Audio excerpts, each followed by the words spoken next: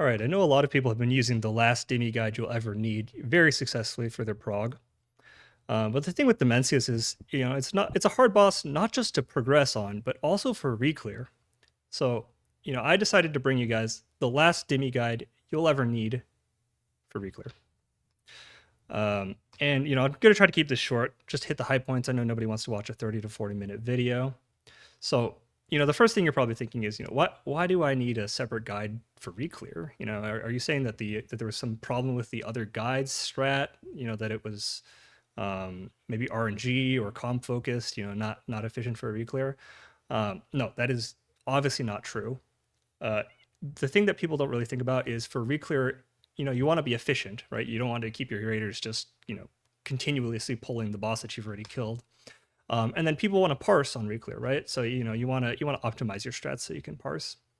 So the first thing you want to think about is optimizing your comp. A lot of people, they kill the boss. They're like, okay, we got like 19 people that know how to do the boss. I can add in one or two, whatever, and the 18 people can carry them. That is absolutely not what you want to do. Okay, what you want to do is you want to take your kill comp, right, and you want to add as many hunters as possible. Okay, at least one, if you can, two, and like three would be like, oh my god, that's amazing. Obviously Dimensius is kind of a cringe boss. Has some annoying comp requirements. You gotta have warlocks, you gotta have DKs, but like, look, okay, 4 hunters on kill, 5 hunters, pretty good. 6 hunters, yeah, now you're cooking. If you could get 7, that would be even better. Get one of like these, I don't know, like Shadow Priest, who the fuck cares about them? Like 7 hunters, you are fucking juiced. And then the next thing you want to do is you want to optimize your item builds. So Dimensius is a fight that really rewards doing damage in specific windows. And the best trinket for that is obviously the Nether Prism, right? So you want as many Nether Prisms as possible. Anybody that can equip it, Nether Prism, okay? Blood Decay, Nether Prism, Vengeance GH, Nether Prism, Frost DKs, Nether Prism, Havoc DH, Nether Prism. Hunters, obviously, they're going to have Nether Prism. Fury Warrior, also Nether Prism, obviously. Now, one thing you might be thinking is, if Nether Prism is so good, I still have some intellect users in my raid, unfortunately, right? These dudes, like, what the fuck? Do they still want to equip Nether Prism? Should I tell them to buy Nether Prism with their dinars? And that's a really, really good thought. And it would be okay. You could have them buy Nether Prism, but I actually have some tech that you might not have thought about that's even better. So if you go back to Nerebor Palace, you can actually farm some Spy Masters, and that's actually going to be going to turn your intellect users into like little mini hunters with their big CD windows. So that that's kind of a little tech that you can use to really optimize. I know some of those RLE freaks are going to say like this is not going to work. This is a stupid guide. But I mean, like, look at this shit. Like, okay, like Chak plays Warlock. Are you really going to listen to a fucking Warlock player? And Draco, he plays a good class, right? But I mean, look at this fucking 50 on Dimensius. Are you going to listen to a fucking blue parser? I mean, it's kind of obvious, right? All right, let's take a look at the actual fight itself, right? All right, P1, whatever, you kill the boss. I'm not going to talk much about P1, right? You just do whatever the fuck you want.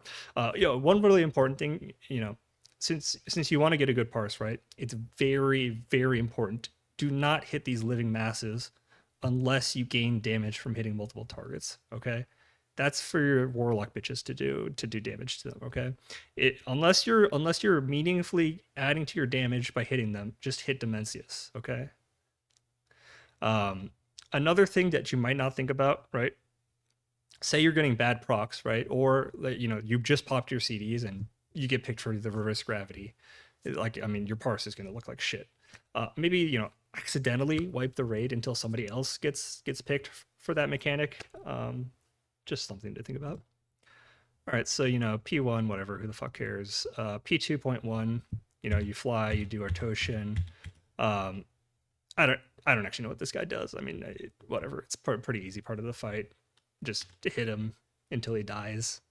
You do obviously want to push before the second rock on Artosian, so that you can be speedy, because that'll help with your parse. Okay, now we get to the kind of the real part of the fight, right? Okay, so you do your second flight, get to Pargoth. Now, we need to have a talk about Pargoth, okay? So, I know the name of the fight is Dimensius the All-Devouring, right? But I'm going to tell you a secret. Pargoth is the real boss of this encounter. He is the fucking mastermind, okay? Have you ever seen those movies where, the main villain is actually just pretending to be a henchman so that the heroes don't focus on him? That's fucking Pargoth. Uh, have you ever landed late on the second platform? Pargoth is channeling a full raid wipe, right? If you don't kill him fast enough, he's going to wipe your raid. Dimensius can't do that. Dimensius can't even eat you if you have too many masses. Um, and then another thing is, right, what happens when Pargoth dies? Dimensius is weakened. Why? Because he's demoralized. You just killed his boss. So the important thing is, right, this is what we've been preparing everything for our reclear for. You send everything on this dude. You want to kill, if you can, by the first wins. Let me let you in on another secret or another little tech that you can do. Right, so I see a lot of guilds that are confused. Should I keep Pargoth on this Void Warden? Should I move him up a little bit so we don't have to run through the slow? My intellect users, they have trouble getting through because they're playing bad classes. The nice thing is, since you're killing Pargoth so fast, you can actually just gate this first movement. It's so easy. You gate the first movement, you get to your soaks, and you just keep blasting. Anyways, what you're going to want to do is obviously kill him as fast as possible, kill by the first wins if you can.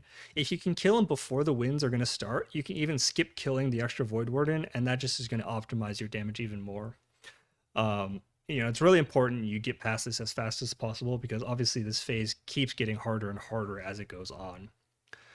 So anyways, once you've killed Pargoth, the boss basically falls over. There's really not that much to talk about. I hope this guide helps you, and congrats on your mounts on this reclear.